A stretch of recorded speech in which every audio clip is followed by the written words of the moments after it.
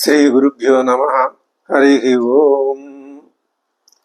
ఇందీవరదళ శ్యామం ఇందిరానందకందళం వందారు జనమందారం వందేహం యదునందనం. శారదా శారదాంబోజ వదనా వదనాంబుజే సర్వదా సర్వదాస్మాకం సన్నిధి సన్నిధిం క్రియాత్. వాగర్ధావివ సంపృక్తౌ వాగర్ధ ప్రతిపత్తయే జగతః పితరౌ వందే పార్వతీ పరమేశ్వరౌ. శుక మహర్షి పరీక్షిత్ మహారాజు దగ్గరికి వచ్చాడు. పరీక్షిత్ మహారాజు ఎక్కడ ఉన్నాడు? గంగానదీ తీరంలో ప్రాయోపవేశ దీక్షలో ఉన్నాడు. ఆయన చుట్టూ లోకంలో ఉన్నటువంటి మహర్షులందరూ నారద వ్యాసులతో సహా అందరూ వచ్చి అక్కడ ఆసీనులై ఉన్నారు. అటువంటి పరీక్షిత్ దగ్గరికి శుక మహర్షి వచ్చాడు.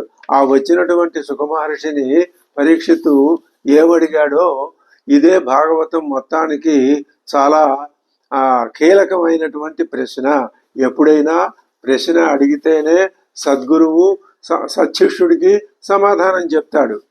ఇదే విషయాన్ని భగవద్గీత 4వ అధ్యాయంలో శ్రీకృష్ణ పరమాత్మ అర్జునుడికి ఉపదేశం చేస్తూ ఆయన సర్వం కర్మ అఖిలం పార్థ జ్ఞానే పరిసమాప్యతే, మొత్తం ఈ కర్మ అంతా జ్ఞానంతోనే పరిసమాప్తి కావాలి అర్జున అని చెప్తూ ఏమన్నాడు?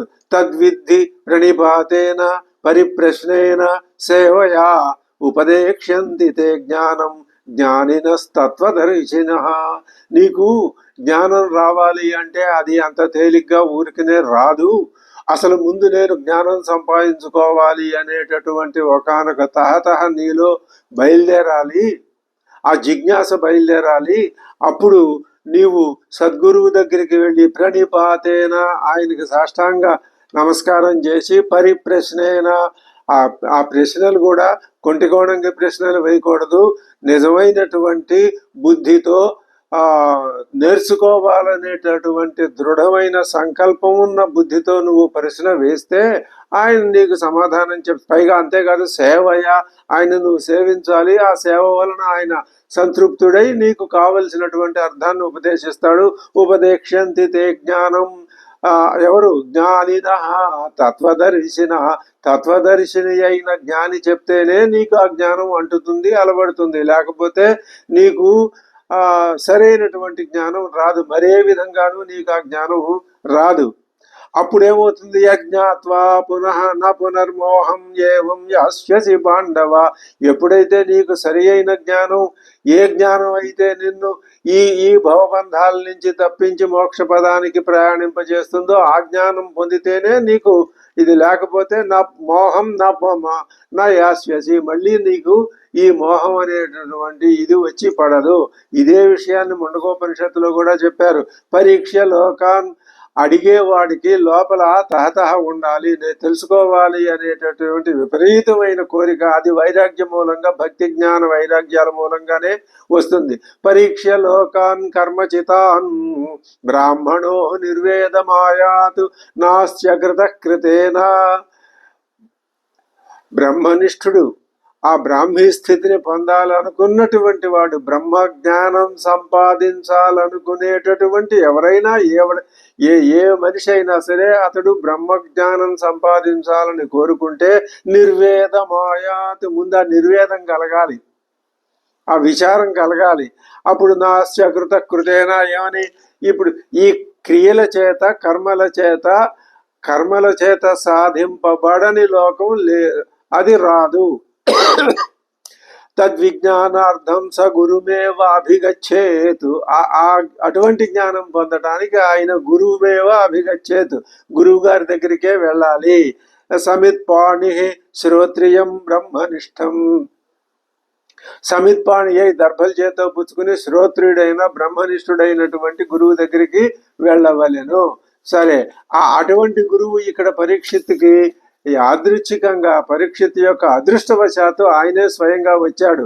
ఆ వచ్చినటువంటి పరీక్షిత్తుతో, శుకుడితో పరీక్షిత్తు అంటున్నాడు, అవ్యక్త మార్గుడవైన నీ దర్శనమారడి పోవనేరదు. నువ్వు అవ్యక్త మార్గుడివి, నువ్వు ఏ మార్గంలో వెళ్తే నువ్వు మాకు దొరుకుతావో అది తెలియదు. పైగా నీ మార్గం అవ్యక్తం, నువ్వు ఎక్కడ ఉంటావో తెలియదు.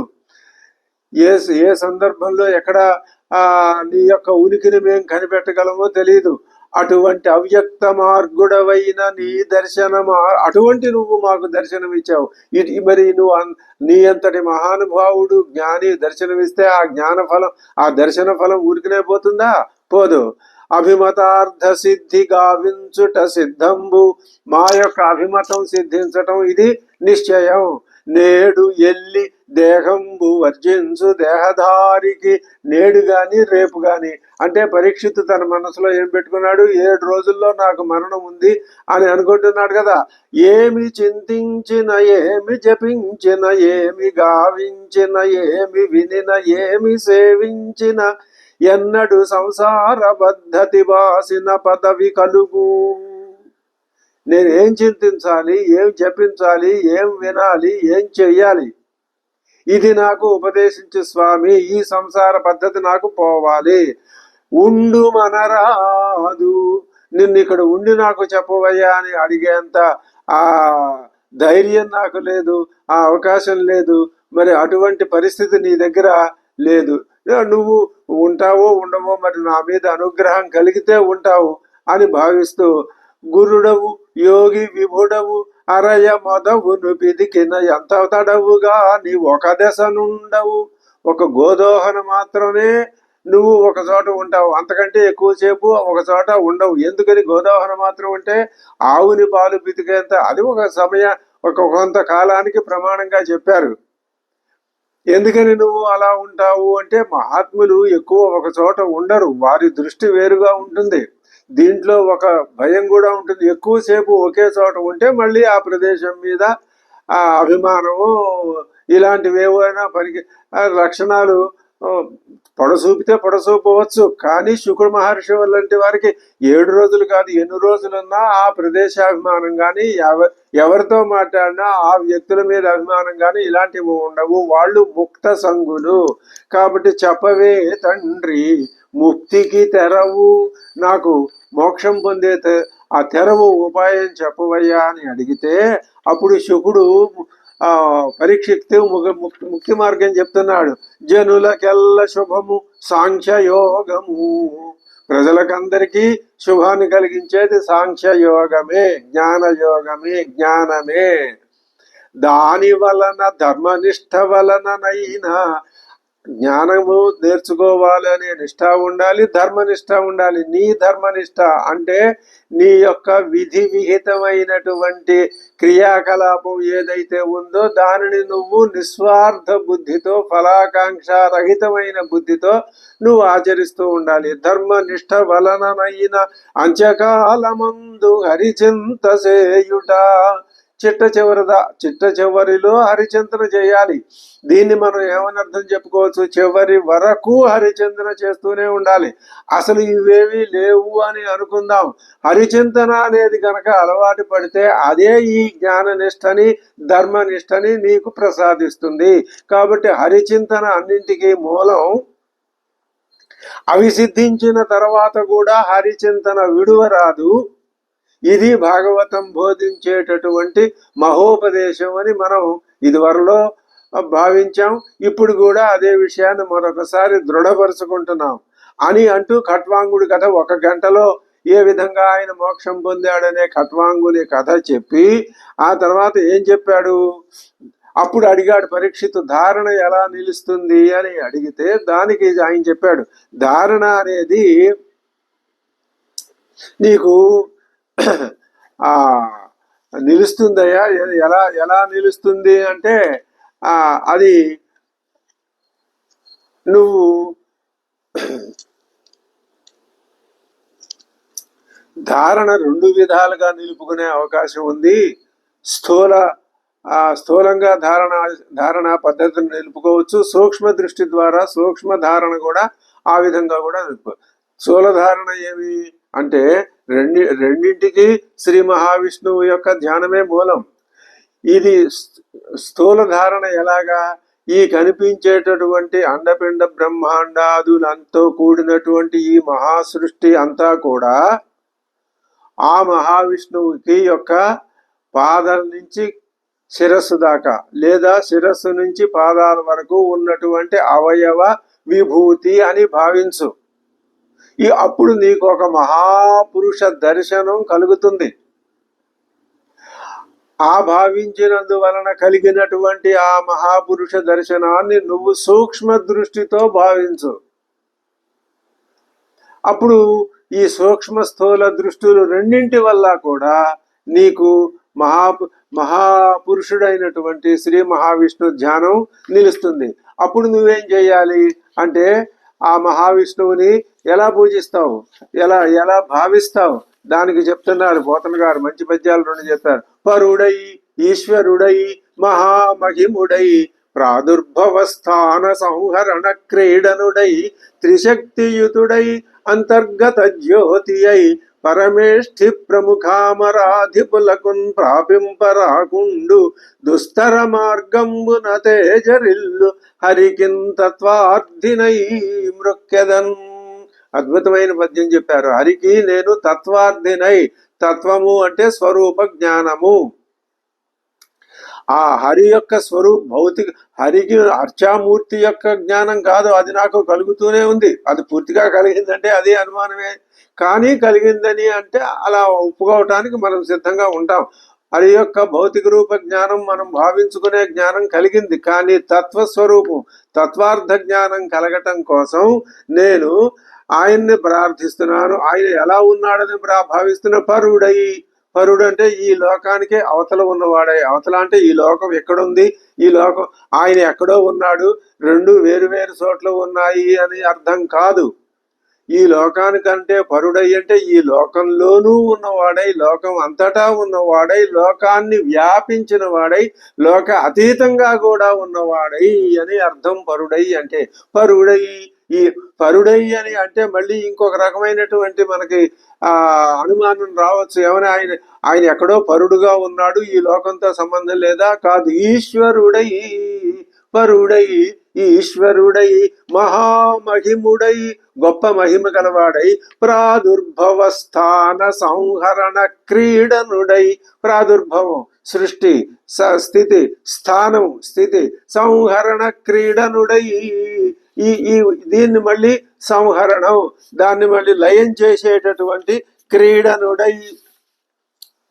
అటువంటి క్రీడలో ఆ నిమగ్నుడైన వాడై నిజం ఆలోచిస్తే ఎప్పుడో సృష్టి జరిగిందని, ఇది ఇప్పుడు రక్షించబడుతోందని, తర్వాత ఏ కాలంలోనో అది లయం అవుతుందని, ఇది ఇది ఇది నిజమే, అంగీకరించవలసిన విషయమే. కానీ కొంచెం సూక్ష్మ దృష్టితో ఆలోచిస్తే ఈ మూడు క్రియలు కూడా ప్రతి నిత్యము ప్రతి క్షణము జరుగుతూనే ఉన్నాయి అని మనం భావించాలి. సృష్టి ప్రతి క్షణం జరుగుతోంది. ఆ జరిగినటువంటి సృష్టిలో వెలువడిన పదార్థం అది కొంతకాలం స్థానాన్ని పొందుతోంది, స్థితిని పొందుతోంది. ఆ స్థితిని పొంది లయం అవుతుంది. మూడు ఏకకాలంలో ఎప్పుడు జరుగుతూనే ఉన్నాయి కదా. కాబట్టి ఉండటం అనేది ఎప్పుడూ ఉంటుంది. ఉండటం లేకపోతే ఈ సృష్టి లేదనటంలో అంతరార్థం ఇదే.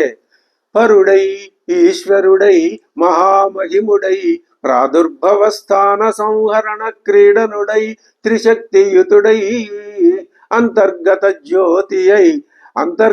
జ్యోతి అయి ఈ విశ్వానికంతటికీ లోపల ఉండి జ్యోతి స్వరూపంలో ఉండి దానిని నడిపిస్తూ ఉన్నవాడై, దానిని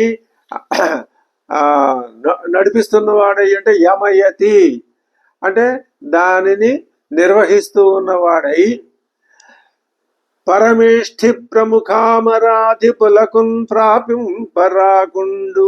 పరమేష్ఠి మొదలైనటువంటి బ్రహ్మగారికే తెలియదు ఆయన సృష్టి చేస్తున్నాడు. కానీ ఎందుకు అది ఎవరి ప్రేరణ చేత చేస్తున్నాడో అది పరమేష్ఠి ప్రముఖామరాధిపులకున్ ప్రాపింపరాకుండు. ఆయన పొందటానికి వీల్లేని వాడు, కనపడడు. వాళ్ళని బ్రహ్మదేవుడు మొదలైన వాళ్ళు కూడా ఆయన్ని పొందలేరు. ఇంకా అన్నప్పుడు బ్రహ్మదేవుడు సంపూర్ణమైన జ్ఞానం కలవాడు కదా, మనకంటే ఎక్కువ ఉన్నతమైన స్థితిలో జ్ఞానాన్ని సంపాదించిన వాడు కదా, మన అందరి యొక్క సమాహార స్వరూపమే కదా బ్రహ్మ అంటే. ఇది భావనాగమ్యమైనటువంటి ఆలోచనాపరమైన విషయమే తప్ప కంటికి కనిపించే విషయం కాదు. ఈ నరులందరి యొక్క సమూహమే బ్రహ్మ. ఆ బ్రహ్మ కూడా అంటే నరుల సమూహానికి కూడా కనిపించడానికి, అంటే ఈ చూసేది ఒక వ్యక్తి అయితే చూడబడేది ఒక దృశ్యం అయితే అనే భావన కాదు, దానికంటే అతీతమైన భావన. కనపడని వాడై ప్రాపింప రాకుండును దుస్తర మార్గంబున తేజరిల్లు హరికిన్. పొందటానికి వీలైనటువంటి మార్గంలో తేజరిల్లేటటువంటి హరికి నేను తత్వార్థినై మృక్యదన్. ఆ హరి యొక్క తత్వం తెలుసుకోవటానికే ఆ హరికే నేను నమస్కారము చేస్తున్నాను అని అంటున్నాడు. మళ్ళీ ఇంకా ఏ విభు వందనార్చనములే విభు చింతయు నామ కీర్తనం వే విభు లీలద్భుతములవ్వని సంశ్రవణంబు చేయ దోషావళి వాసి లోకము శుభాయత వృత్తి జలంగునండ్రు నేనా విభునాశ్రయించద నఘౌఘ నివర్తను భద్రకీర్తను. అటువంటి స్వామిని నేను ఆశ్రయిస్తానని కూడా పెద్దన గారు పోతన గారు చెప్పారు. సరే, ఇప్పుడు అయినప్పటికీ శ్రీహరిని పొందటం అది ఎలాంటిది అంటే, శ్రీహరిని దర్శించడం ఎలాంటిదంటే, ధరణీశోత్తమ భూత సృష్టినిటు సంస్థాపించి రక్షించు ఆహరి కర్తృత్వమునొల్లడు ఆత్మగత మాయారోపితం చేసి తా నిరవధ్యుండు నిరంజనుండు పరుడు నిష్కించనుండాఢ్యుడున్ నిరపేక్షుండును నిష్కళంకుడగుచున్ నిత్యత్వమున్ పొందెడున్. ఇంతగా మనం సగుణ రూపుడైనటువంటి పరమాత్మని శ్రీమన్నారాయణుడిని మనం సేవిస్తూ ఉన్నా, మన దృష్టిలో మన ఆలోచనలో ఒకటి మాత్రం చక్కగా ఖచ్చితంగా స్ఫుటంగా ఉండి మనని ఆ ఆలోచనే ముందుకు నడిపించాలి. ఏమిటది? హరిని నేను ఏ విధంగా చేరగలను? ఎటువంటి హరి? భూత సృష్టినిటు సంస్థాపించి రక్షించు ఆహరి కర్తృత్వము చేయనల్లడు. ఈ సృష్టిని అంతటినీ చేస్తున్నాడు, స్థితిని కల్పిస్తున్నాడు అంటే, ఒక పని చేశాము అంటే దానికి కర్త, దాని ఫలితం పొందాల్సిందే, అది మంచి అయినా చెడ్డైనా. ఎంత సృష్టి చేసినా, ఎంత రక్షించినా, ఎంత లయం చేసినా శ్రీహరికి మాత్రం కర్తృత్వ అనేటటువంటి దోషము అంటదు. ఎందుకని? ఆత్మమాయా రూపితం చేసి, అదే మాయ అంటే. ఇక్కడ మనం భావన చేసినట్లయితే కొంచెం విశేష అర్థం సంభవిస్తుంది. ఇప్పుడు ఉదాహరణకి సువర్ణం ఉంది. సువర్ణం ఎన్ని ఆభరణాలుగా కనిపిస్తోంది? అనేకమైన ఆభరణాలుగా కనిపిస్తోంది. ఇంత సృష్టి చేసినా పరమాత్మ నిర్గుణ స్వరూపుడుగానే, తన జ్ఞాన స్వరూపుడుగానే, జ్ఞాన విగ్రహుడుగానే ఉంటాడు తప్ప ఈ చేయబడిన సృష్టికి కర్తృత్వాన్ని భోక్తృత్వాన్ని వహించడు అనడానికి మనం దృష్టాంతం చెప్పుకుంటే మనకి పూర్తిగా చక్కగా అవగాహనలోకి వస్తుంది. ఏమని? సువర్ణం ఉంది. సువర్ణం అనేక ఆభరణాలుగా కనిపిస్తోంది. ఆ సువర్ణమే ఇన్ని ఆభరణాలుగా కనిపిస్తూ ఉన్నప్పుడు, సువర్ణమే ఇలాగా ఈ రూపాంతరం చెంది కనిపిస్తూ ఉన్నప్పుడు, ఈ ఆభరణాల యొక్క మంచి చెడ్డలు అంటే, ఆభరణం ఉంటే సువర్ణం ఆనందించటం, ఆభరణం చెరిచివేయబడి అది మరొక రూపంలో పెడితే సువర్ణం దుఃఖించటం ఉంటాయా? సువర్ణానికి ఉండవు. సముద్రం ఉంది. సముద్రం తనలో నుంచి అలల్ని ప్రకటింపజేస్తుంది. ఆ అల ముందుకెడుతుంటే సముద్రం ఆనందించి మళ్ళీ వెనక్కి వచ్చేస్తుంటే సముద్రం దుఃఖిస్తుందా? లేదు. సముద్రానికి ఏవి పట్టవు.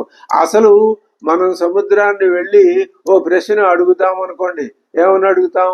ఓ సముద్రమా, నువ్వు ఎందుకు ఈ అలల్ని సృష్టిస్తున్నావు, ఎందుకు మళ్ళీ వెనక్కి తీసుకుంటున్నావు అంటే, నేనెక్కడ సృష్టించాను, నేనెక్కడ వెనక్కి తీసుకుంటున్నాను, అది నువ్వు అనుకుంటున్నావు. ఇది మాయ అంటే.